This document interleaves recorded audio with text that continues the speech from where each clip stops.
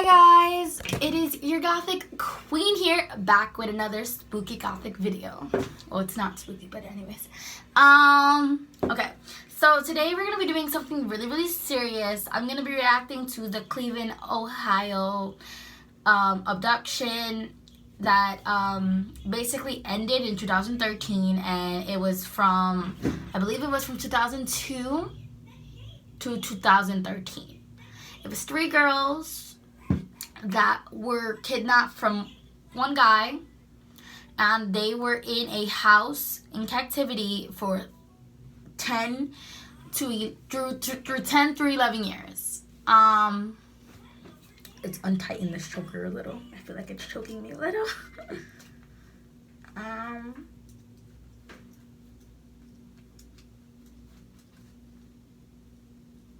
Yeah, that's better. So, yeah.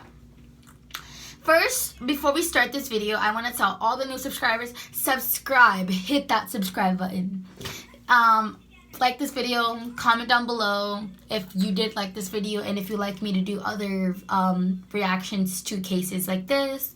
I watch a lot of YouTube and I watch a lot of things on YouTube. I just don't only watch SpongeBob. I can react to X Factor videos, any type of video. Like this video, press the notification bell button, you guys, because I upload 3 days a week. I'm sorry about last week's video. I was supposed to upload it on Friday, but I uploaded on Thursday. Last week, I was very exhausted due to the fact that the week before that week, Wednesday, Thursday, Friday, Saturday, and Sunday of the birth of my son's birthday week, I was running around crazy, trying to make sure that I have everything, trying to make sure that I had his new bed, I got his cake, that everybody was still coming, the music for the party, making sure that we had the cooler, even though we didn't need the cooler, and it was just a lot of running around, so I'm sorry about the confusion, but I do upload Monday, Wednesday, and Friday, not Monday, Wednesday, and Thursday. So sorry for that confusion. I also want to say thank you to the 13 new subscribers that I got on Thursday. From Thursday to now, I gained 13 new subscribers. I had 216 subscribers, and now I have 229 subscribers. Thank you guys so much. Let's try to get this channel up to 400 subscribers by the end of October or the beginning of November. Okay, you guys? Anyways, I love all my new supporters, and like I say, you support me and I will support you. I'm fair like that. Anyways, so yeah, we're gonna start the video. And yeah, but before we start the video, I have a few things to say to parents out there. So this video is about abduction and 3 girls going into a guy's van, you know, very vulnerable, put their guard down.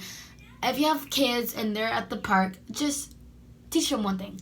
Never go into a guy's car, a girl's car, any car. Don't go into a car. Because kids out there, look, you don't know other people out there. Like, you don't know how they are. Like, if someone comes up to you and be like, I have puppies in my car and candy and I have little toy cars. Like, don't you guys think that's a little creepy? I mean, I know you guys are like 5 or 6 years old, but like, it's creepy. It's creepy. Like, I might not have a great relationship with my father, but my relationship with my mother is like, you cannot tear us apart. But, so, like, they always taught me, never go into anybody's car. And, like, if anyone comes to talk to you, just scream stranger danger or kick them in the balls. I learned that a guy's genitals were their weak spot at an early age. I learned that since I was, like, 7 years old. I knew that a man's you know what? Let's just say a man's nuts, let's just say nuts, how about that, because I can't say that other word, is a very sensitive part of their body. Yeah, so, you know, just kids out there, just try to save your parents a lot of heartbreak, and don't go in that car. Just scream stranger danger, and I'm sure that stranger will run away. So yeah, we're about to react to the Cleveland abduction, And for all those parents that went through that in Cleveland, Ohio, I want to send you guys my condolences, because I saw the story and I feel very bad. I feel very bad for like what you guys had to go through, and you know, yeah. So you guys stood very strong, and I see it like when I watched the movie of the Cleveland abduction and when I watched the documentary. It was just a lot. Just a lot, especially for you, Michelle Knight. You went through a lot, and I'm sorry that your kidnapping didn't raise a lot of awareness that it should have. But you guys are gonna know who that is once I react to the Cleveland abduction. I'm also the type of person that, like, I could watch something and then I can feel for the victim without even knowing the victim. So, yeah. Here we go. Okay, so we're going to get it ready for you guys. Oh, I'm going to get it ready for you guys. And you guys are just going to be seeing the top of my face, not my shirt. And I'm going to be showing the Cleveland abduction video story on my iPad. This is a very long video, so if I was you guys, I would go get some popcorn and go get some drinks, go get some beverages, you guys know. So this is probably going to be the longest, most interesting reaction video I've ever done on my channel, and I'm going to be doing much more reaction videos, but yeah. Let's get the stand out. I'm the police. Okay, now what's going on there? I've been kidnapped and I've been missing for 10 years, and I'm here. I'm free now. This is the story that shocked the world. This is something that we've never seen before, and it really is the sort of thing that nightmares are made of. A dramatic escape after 11 years in captivity. And then see this girl, and she just going nuts on the door. So I'm like, what's your problem? Just open the door. And she says, I can't, you got it locked. The fear, the panic, her body would have been pumping with adrenaline. We found them. We found them. How had a school bus driver managed to kidnap and enslave 3 local girls? It's just chilling because she must have trusted him. How had they remained undiscovered under the noses of friends and neighbors? He fooled me for all these years. We don't know our neighbors. He was the best actor I ever met or seen in my life. A monster behind closed doors. They suffered years of abuse, held as prisoners.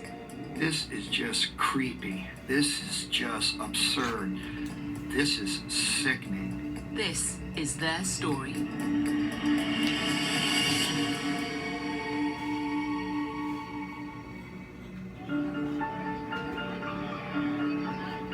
On the 6th of May 2013, 3 women were rescued from a house in Cleveland, Ohio, USA. Prayers have finally been answered. The nightmare is over. These 3 young ladies have provided us with the ultimate definition of survival and perseverance.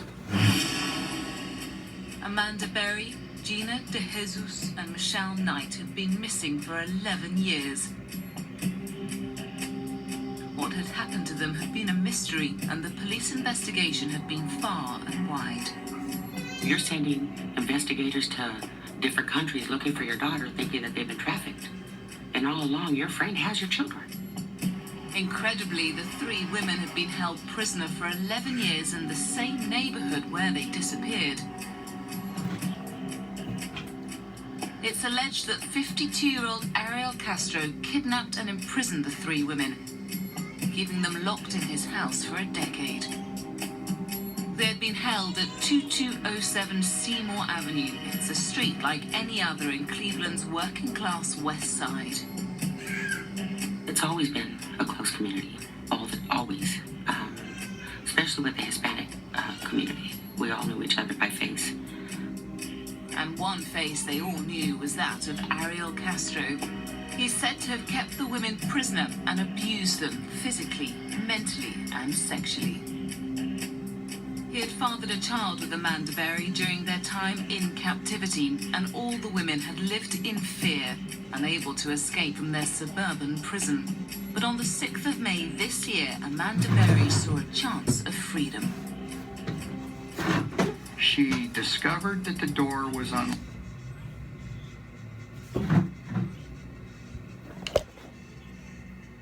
Sorry, you guys, I had to rewind it a little back because it's like buffing a little, so yeah. Amanda Berry saw a chance of freedom. She discovered that the door was unlocked. She hesitated to leave. Over the years, they're alleging that Ariel Castro used to leave doors open, according to my sources, and the girls would peek their head out. He wasn't there. They'd go a little bit farther, and then he would show up and beat them to condition them that I control this house, you're not going anywhere. The thing that was different in this situation was the 6-year-old daughter said to her, "Mommy, Daddy said he was going to Grandma's."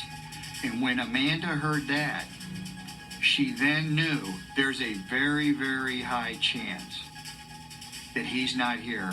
I've got to go for it. I've got to try. So Amanda Berry overcame her fears and took a chance that this time it wasn't a test and Castro had in fact left the door mistakenly unlocked. She took a deep breath, went out of her room that was unlocked, ran downstairs, saw that he wasn't there, started banging on the door. She must have been filled with fear and panic when she realized she was at the front door and that she might be able to get out even though the front door was locked. She started yelling. Some neighbors across the street heard her yelling. One of the neighbors that heard Amanda's cries for help was Angela Garcia, who lives opposite Castro's house on Seymour Avenue. We heard somebody knocking on the door right there and yelling, "Help me, help me, help me." It was another friend named Angel and the other neighbor from across the street. They crossed the street and they went over there. She said, "I'm Amanda Berry, help me." One of the neighbors said to have helped Amanda was Charles Ramsey. And I looked and I see this girl, and she just going nuts on the door. So I'm like, "What's your problem? You stuck? Just open the door." The fear, the panic would have been driving her forward. She would have been pumping, her body would have been pumping with adrenaline. And she says, "I can't, you got it locked." Now look how he has it, and it's only enough to reach your hand out to grab the mail and, close the door. And we, naturally gonna pry it open. That didn't work, so we had to kick open the bottom. Luckily on that door was aluminum, it was cheap. And she climbed out with her daughter. She went to my house, we called 911. Amanda Berry is trying to tell the dispatcher, "This is Amanda Berry. I'm the one that's been missing for 10 years. I'm free." Help me, I'm Amanda Berry. You need police, fire, or ambulance. I need police. Okay, and what's going on there? I've been kidnapped and I've been missing for 10 years and I'm here, I'm free now. You can hear some of that in the 911 call. The fear, the panic, the need for something to happen immediately. Talk to the police when they get there. Okay, I'm right now. We're going to send them as soon as we get a car open. No, I need them now before we get back. She wants the police there now because she thinks that Castro is going to come back at any point and reclaim her as his. All right, we're sending them, okay? Okay. Who's the guy who's the guy who went out? His name is Ariel Castro. Amanda had escaped, but Gina De Jesus and Michelle Knight were still inside Castro's house. 2 other young women are still in the house. She's afraid for her life, but she knows that the police have to come right at that moment if they're going to keep Ariel from coming to find her or go back in the house and kill her friends who are in there. The panic is palpable. And I'm Amanda Berry. I've been on the news for the last 10 years. Okay, I got that here. Yeah. And you said, what was his name again? Ariel Castro. And is he white, black, or Hispanic? I'm Hispanic. What's he wearing? I don't know, because he's not here right now. When he left, what was he wearing? It's a pity. What? Right, the police are on the way. Talk to them when they get there. I told you they're on the way. Talk to them when they get there, okay? What an attitude. She's just trying to get 2.5 free. minutes after Amanda Berry made the 911 call, Officer Espada and Officer Tracy arrived at the scene. We pull up, we see this girl. She's like raising her hand, holding a child. I'm looking at my partner, You know, is it her? Well, I look up at her, my partner looks up at her, and we look at each other, and it's like, I think that's Amanda Berry. I think that's Amanda Berry. And she tells them there's 2 more women in that house. Well, who's in the house? Well, another woman and Gina DeJesus. It was like another bombshell, just with overwhelming force just hitting me. I believe I broadcasted that Gina might still be in the house. There might be others in the house. Georgina DeJesus might be in this house also. So that clicks them into action. They get out of the car, they run over, go up the steps. Officer spotted it is, he went right upstairs. When he got that first foot on the hallway upstairs, out pops a woman. And he looks at her, and it's Michelle. She kind of popped out into the doorway and paused there for a second. Within moments, she came charging at me. She jumped onto me. She's like, "You saved us, you saved us." It must have been a series of overwhelming emotions, of disbelief perhaps, that she'd finally managed to escape from her abduction. And then within a few seconds, I see another girl come out of the bedroom. And I asked her, what's your name? She said, "My name is Georgina DeJesus." That's when I broadcasted. Oh, 223, we found them. Adam 23 radio. Go ahead. We found them. We found them. And then suddenly, it's over. Can you imagine the position that you're going to be in? Can you imagine how you're feeling at that point? It's quite an extraordinary set of circumstances. Oh my God, it was crazy. The street, they closed the whole street. It was crazy. The street, they closed the whole street. There was like 15 cars of police cars, ambulance. It was a lot of people. The police quickly turned their attention to finding Ariel Castro, the person the women accused of holding them captive in the house for 10 years. My understanding is that Amanda Berry or others gave the police a description of his car, and they went looking for him and they found him. And of course they arrested him, and then they arrested his 2 brothers. His brothers were later released. In the days that followed, the police searched the Castro house, and the extent of the horror of the girls' ordeal began to emerge.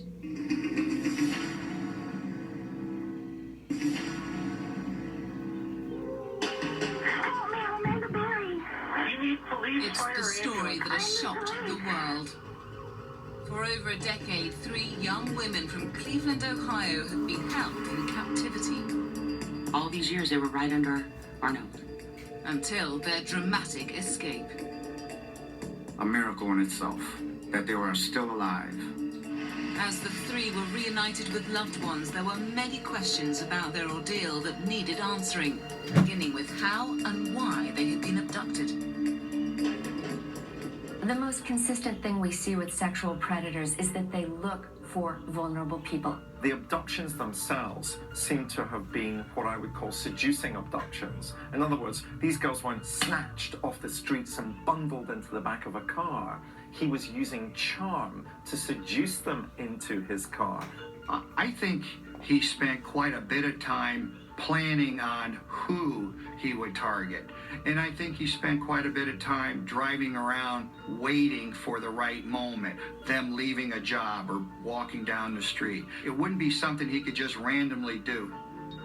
The first girl to disappear was 21-year-old Michelle Knight. She was last seen on August the 23rd, 2002 at a cousin's house near West 106th Street and Lorraine Avenue. Michelle had had a troubled life. Only a year before her abduction, she had been raped at school and given birth to a boy who was then placed in foster care. The first victim, Michelle Knight, was older, but her own family says that she has a mental disability that makes her confused about her surroundings. Perhaps her vulnerability was simply that she was too trusting. We know that she was also in crisis, having been extremely upset about recently losing custody of her child. There was some media reports about her disappearance. Her mom, I believe, said that she was missing. I think a lot of the media and the police and the community thought maybe this girl, 2021, just left town. 8 months later, in April 2003, Amanda Berry disappeared just a day before her 17th birthday. She just got out of Burger King, and he saw her walking and approached her in his car and said, hey, you need a ride? My son works at Burger King where you work at. And that put her guard down, made her feel comfortable. She texted her family, don't worry, I have a ride. And yet, she never got home. Whereas the disappearance of Michelle Knight had caused little fuss, the circumstances around Amanda Berry's case drew a lot more attention. And it's highly unusual for a young teenager to not go home knowing the next day's her birthday, there's a birthday party, there's birthday presents, and for a young girl to leave cash in her bedroom. There's just too many things were out of the ordinary.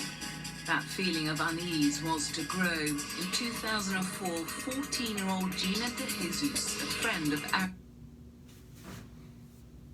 His daughter is friends with Gina, and he utilized that friendship to approach Gina when she was walking, and she felt very comfortable because obviously here's the father of one of her best friends. The dad of her friend apparently asks her for a ride. That's just chilling because she must have trusted him. While the disappearance of Michelle hadn't caused alarm for locals, the disappearance of Amanda and then Gina only a year later sent shockwaves through the community. It was a fear. It was hard for us. Two teenage girls last seen from almost the same exact spot.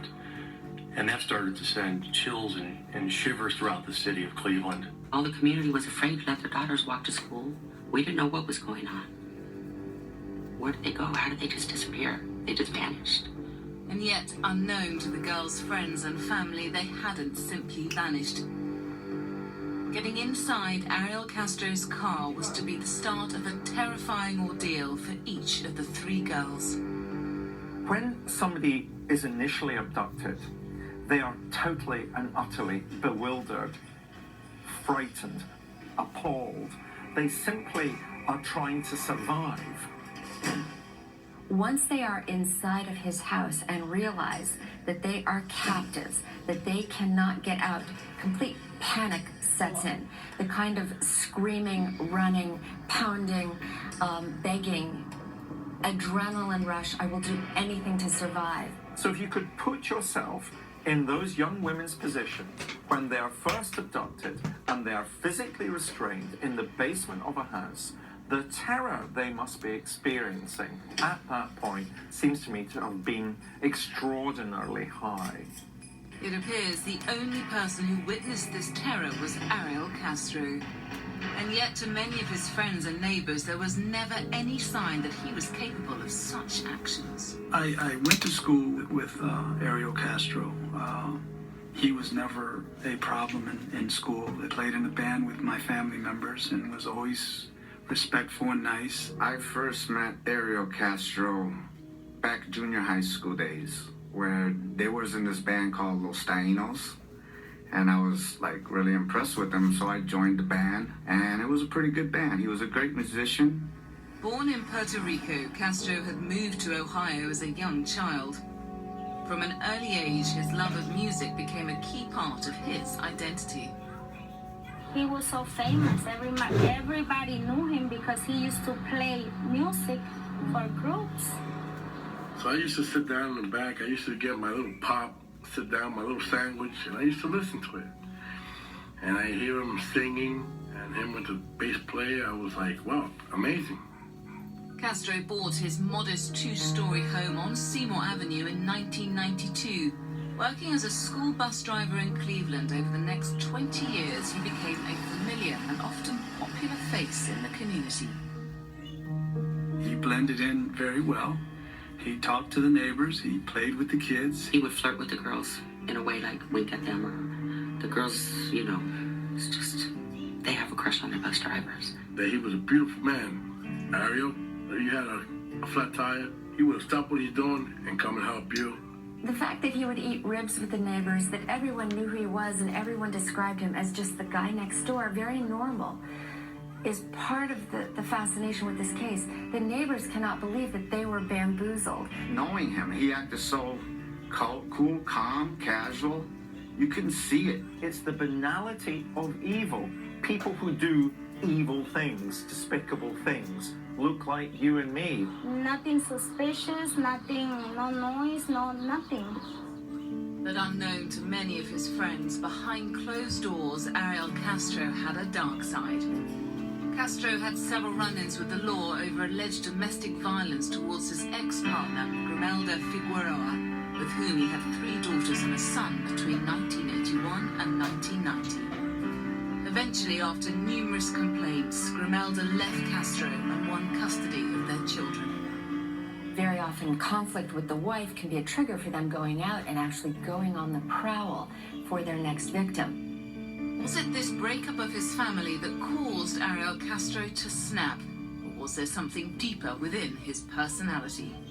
Nobody wakes up one morning and decides that he's going to abduct 3 women. This kind of offender is a long time in the making.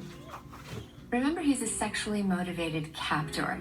And so while control is his primary motive, his secondary motive is absolutely sex and sexual gratification. He's fantasized about this. He's rehearsed this. He's practiced this before he eventually does this. The predators call it having sex on a shelf, having access to something like a can of soup on a shelf that you can take off anytime you want.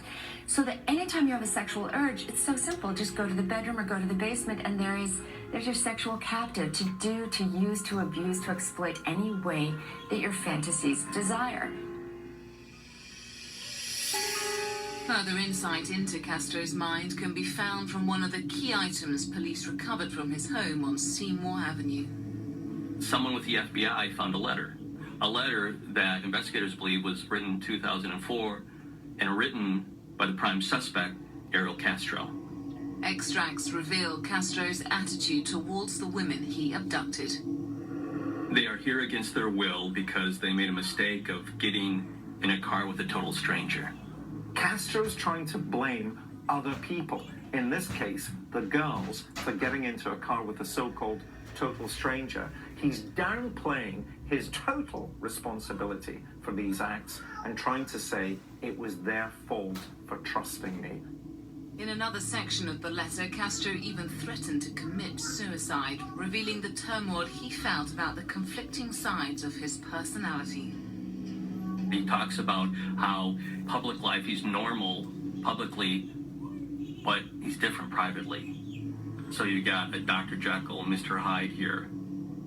These 2 sides of his personality were apparent in his dealings with the families of Amanda Berry and Gina De Jesus after the girls went missing. Incredibly, Castro even played a role in the vigils held in their memory.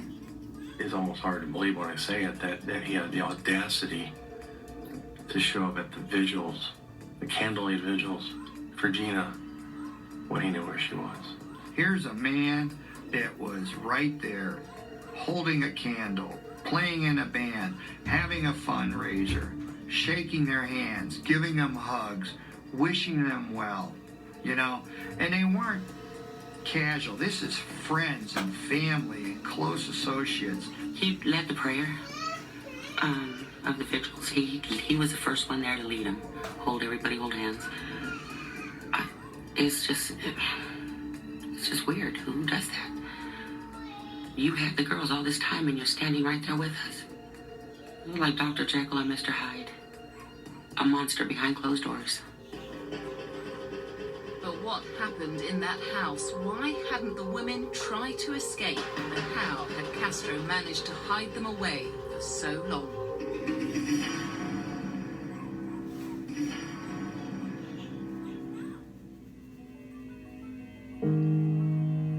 Amanda Berry, Gina De Jesus, and Michelle Knight had been allegedly kidnapped and locked in a house for 10 years by Ariel Castro. At times like this, It's a story that has gripped the world as people try to comprehend what these women must have gone through.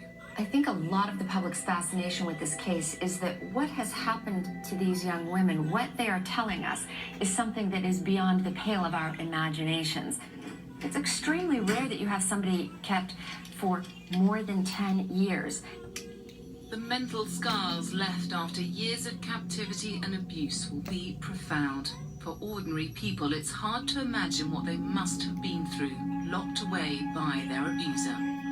These three women have been cut off from what makes them human, from what makes their identity real. They're cut off from family, from friends, from growing up in schools, going to work, having their first boyfriend. They've been cut off from every normal maturation process. Why hadn't these women tried to escape? How had Castro managed to condition them to remain quiet and hidden away from the rest of the neighborhood for so long? In the initial stages of a kidnapping, the first thing that happens is you literally put the fear of God in them. If you even deviate, I will kill you. If you will listen to me, things will go well for you. Now the mind goes into survival. The only way I will survive this is to contain my panic and try to figure out how to get out of here. I need to be nice to him. I need to give him what he wants. If I cooperate and if I do what he wants and I become somewhat of a relationship to him, not just sexually, but personally. And a lot of people call it the Stockholm Syndrome and other names. The victim starts to develop some sort of relationship with the kidnapper. They have to do this because otherwise they will live in a perpetual state of panic. The girls develop a coping mechanism called dissociation. They learn to be in a situation, for example, when they're being sexually assaulted or raped, and they learn to kind of pretend that they're a spectator watching the situation, that they're an observer and they're not actually involved in what's going on. And that's a coping skill. It's reported that when Castro thought he had control of the women, he moved them out of the basement and into different parts of the house. He no longer has to physically control them and intimidate them because he's already socialized them into accepting his absolute and total control over them psychologically. He moved them up into separate rooms with little slots in the room so he could put in food and put in water. He also punished these girls, and the way he punished them was if they disobeyed, if they acted out, he wouldn't feed them. So you don't get any food. Amazingly, Castro felt he had such control over the women he had guests at the home. One of these was Ricky Sanchez, who was in a band with Castro and went to his house every week to play music. I used to go there and I used to cook there. You know, being a Latino person, being from Puerto Rico, we like rice and beans, okay? I used to cook rice and beans. I used to go there and I used to cook there. You know, being a Latino person, being from Puerto Rico. He'd lock them upstairs, he'd have music playing, and he threatened them. You make a sound when I have people here, I will kill you when they leave. I mean, these women were intimidated and controlled, mind, body, and soul. However, once, when Ricky went there for band practice, he did hear some strange noises, but Castro had a ready-made excuse. And I noticed there's some like a boom, boom in the walls, right in the walls. When he came back, I asked him, Ariel, what is these noises are? And then I started laughing, you know, because I took it as a joke. I had no idea what was going on. So, well, I have some dogs in the second level, you know, in the upstairs. But again, he came, he took the radio, he cranked it all the way up. Every conversation you have, it was hard for you to hear him unless you be screaming, talking loud, because the music, it was always loud. He was the best actor I ever met or seen in my life. Castro's next-door neighbor, Storm, noticed that his behavior was strange over the years. In late April last year, the weather was sort of warm. Me and my family had a cookout. So I just made myself a little fire pit, you know, No bother, no nothing. And I'm just sitting there. My dog comes out behind me. He looks up and he starts growling. Then I look up, it's Ariel. He looked down at me and I said, "Can I help you?" He goes, "You can't have that fire there like that, man." The creepiness. I don't know how long he was up there watching me. I don't know, you confronting your neighbor behind you by, watching them from a roof at night on your garage, I don't think, I'm going to be friends with you. The letter that was reportedly found at Ariel Castro's house can give further insight into his mind. In that letter, he says things like, "I'm a sexual predator." He says, "I'm sick. I've got something going on in my head and I don't know. I need help." He's got an insight that he's a sexual predator, but he still goes on to sexually predate. And also what that phrase does is it takes responsibility away from him. I need help.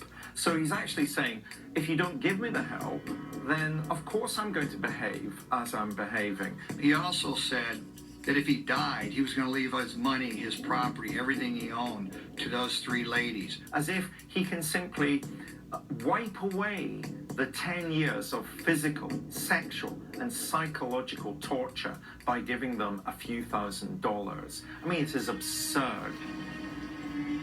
Year after year, it seems the women's relationships grew, and it appears their shared experience in this nightmare strengthened the bond between them. These girls, Gina, Amanda, and Michelle, were really a family over those years. They came together very, very close because my sources tell me when he punished Michelle, Gina and Amanda would sneak her food to keep her alive.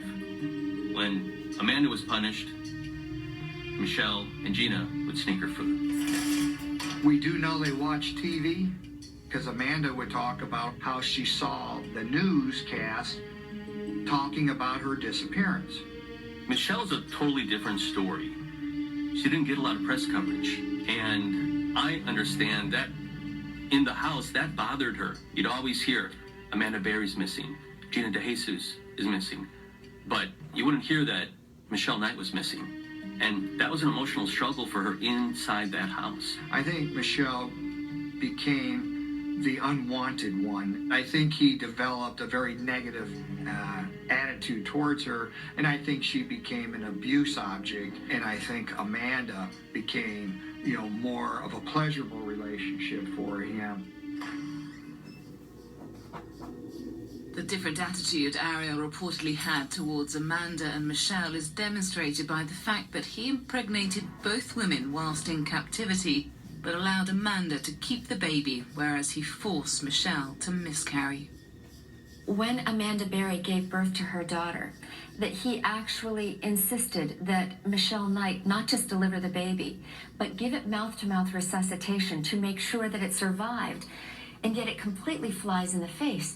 To the opposite side, the different dark face of Ariel Castro, based on Michelle Knight's allegations that he impregnated her at least 5 times and then starved her for up to 2 weeks and beat her in the stomach and abdomen to force her to miscarry those pregnancies. In 2006, Amanda gave birth in the house to a baby girl, with Michelle apparently being forced to deliver her in a small paddling pool with no medical assistance. Most births are quite messy, quite bloody, quite dramatic. And imagine if you had nothing. No towels, no sheets, nothing to help you. 3 lives were at stake when Amanda gave birth to that baby. Apparently, one of the girls delivered the baby without any medical experience or training, and also basically with a figurative shotgun to her head. She was told, if this baby doesn't come out alive and you don't deliver this baby, a healthy baby, then you will get killed. She was born there in that house. She was born in a little plastic swimming pool. So this is the only life she knew. She didn't know any other life. Amanda's daughter Jocelyn grew up in the house with her mother imprisoned along with the 2 other women. But Castro gave Jocelyn more freedom, and his next-door neighbour Storm saw her playing in the garden. I just seen a little girl fun with Daddy. She was, what, 5 years old at the time, I believe? And there's several incidents that he did try to scold her, you know, be real stern with her, like a fatherly way, but not abusive. Not abusive. He loved her. You could tell he loved her, so. As the years went on, it's reported Castro taunted the girls by letting them watch TV reports of the search for them. Castro seems to have allowed the three women to follow news reports about the fact that they were missing and that their families were looking for them. But here's the irony, because I think what that did was allowed these women, and crucially Amanda Berry, to realize that she hadn't been forgotten, that there were still people looking for her.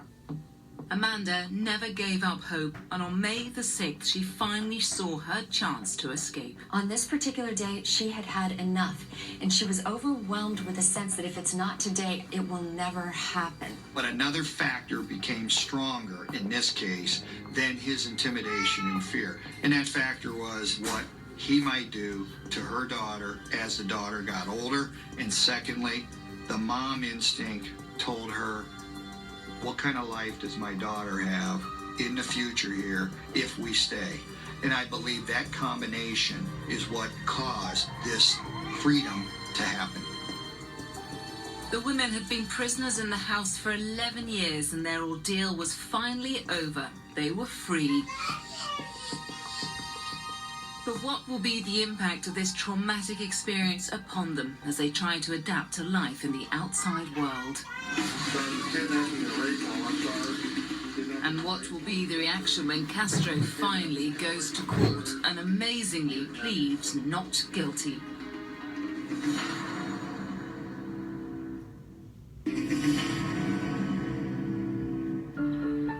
Three young women had escaped from a suburban house in Cleveland, Ohio after being missing for 11 years. They had been beaten and raped, and one of them had even borne a child by her captor.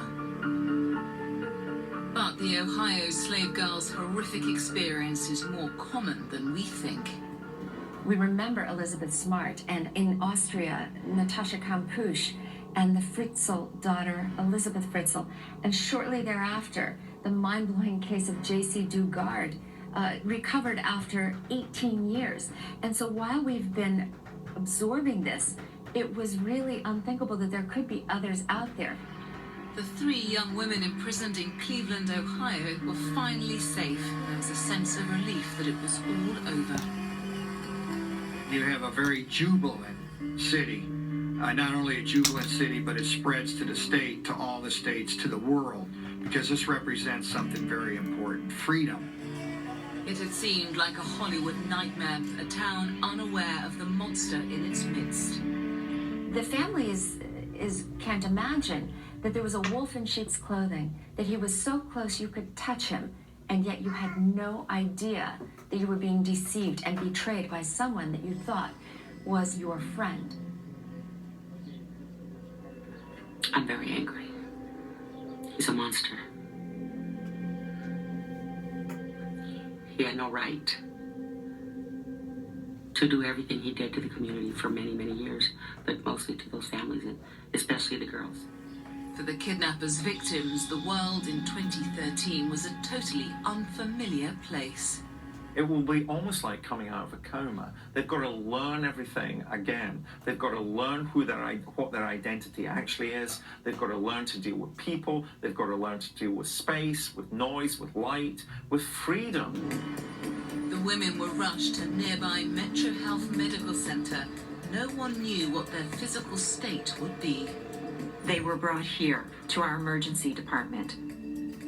The women were assessed from head to toe, looking for immediate or emergent problems.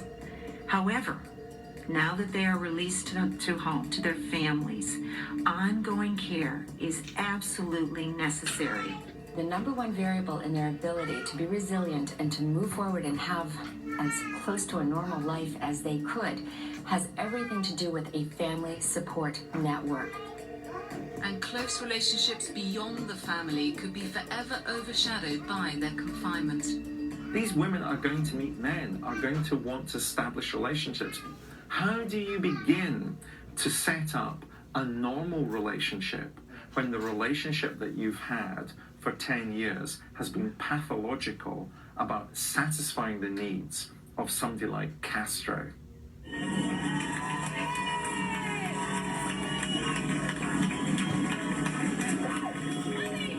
The first thing I remember when I knew Amanda Berry was coming home, it was like a scene out of a movie, but it was real. And there's that van that you just know Amanda Berry is in with her child. And then you just see some of her cousins and a lot of neighbors and well-wishers just blowing her kisses and toward that van. Jocelyn, Amanda's daughter, and then Amanda herself entered the house. One of the main drivers for the Cleveland escape had been to secure a better life for the 6-year-old. Amanda just got this incredible faith in her that I finally can get out, and she heard that from Jocelyn, and she took that chance and saved everybody. But I think who really saved everybody was that little girl. Amanda has a 6-year-old child to take care of. She has a much greater motive and impetus to be a normal person. She has to for her daughter's sake. But that will be different, of course, than Gina's experience. At 23 or 24, she will be a different person than will Michelle Knight, who's in her early 30s, who unfortunately doesn't have as strong an extended family network, who when she last saw her mother, they had a tremendous fight and a lot of discord over the custody battle over her child. The reintegration process in these cases is about replacing the ties with the captor with those of the family. They have to break the bonds that they've psychologically had to establish with the person who's done this because they are at last free. And that's the problem that the abductee has once these kinds of dreadful incidents come to an end.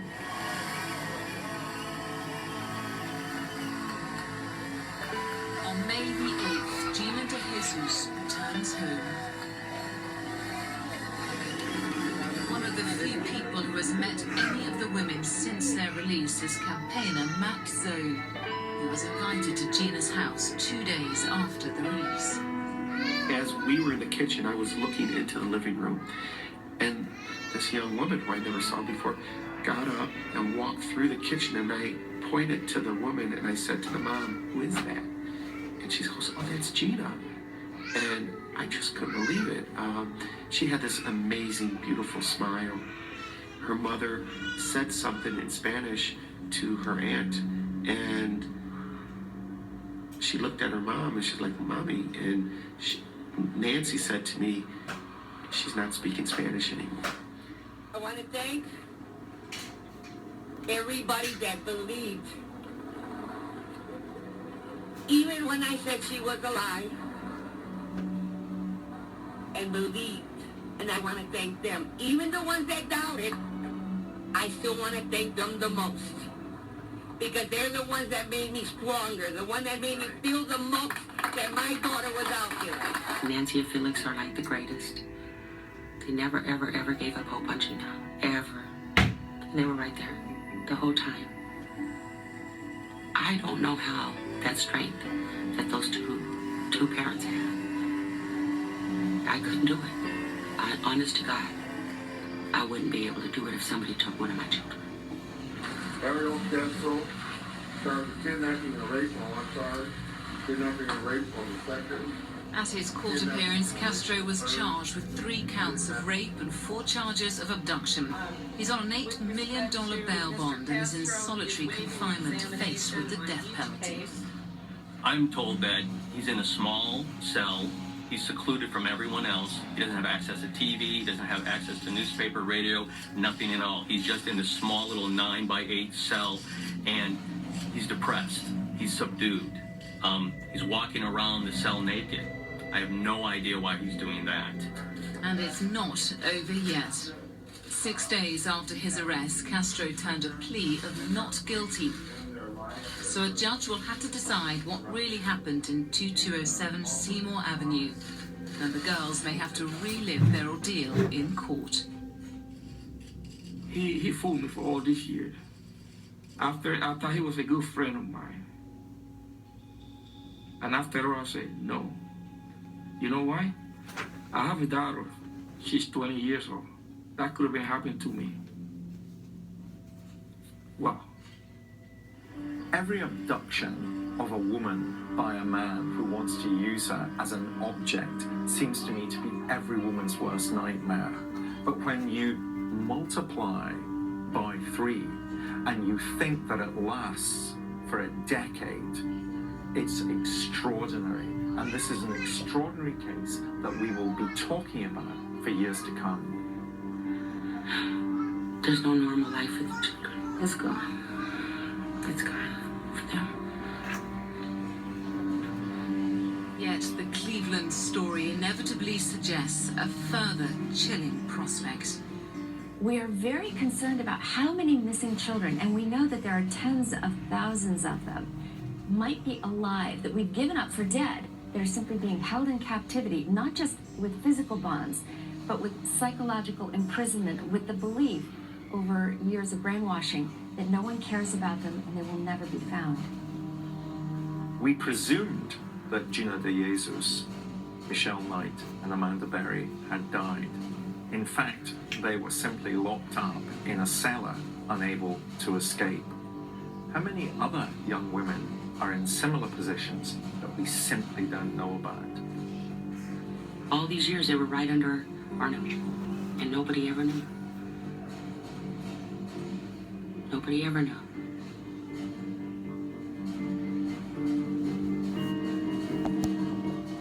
So before we end this video, I just want to tell you guys that I know some of you kids out there, you guys don't think that you are having the best life. You guys think, oh, my parents are horrible. Okay. Watch this story and then think again. Because sometimes your home is not as bad as you say it is. Sometimes it is. I'm not going to judge. I'm just saying that you never know what other people are going through unless you hear stories like this on the internet. And like I said, if you do not believe this story on YouTube, you can go check it out on Google, on your phone, iPad, tablet, computer, anything that gives you internet. You can go check out the Ohio Cleveland abduction, whatever the word is, and look it up. Look up 3 women got kidnapped in Cleveland, Ohio. You'll see the same story that you just heard on the YouTube that I just shared. Well, anyways, hope you guys enjoyed this long video. I hope you guys stood to the end. If you didn't, I understood. But if you did, thank you so much, you guys. I'll see you guys in the next video. Subscribe if you're new, you guys, and let's try to get my channel up to at least 320 subscribers by Friday. Okay? And like this video, drop a comment if you like the story, and also drop a comment in the comment section telling me if you like reaction videos like this, but just not this long. Also press the notification bell button because I always upload 3 days a week. I hope you guys enjoyed this video, and I will see you guys in the next video. And peace. Stay spooky. No.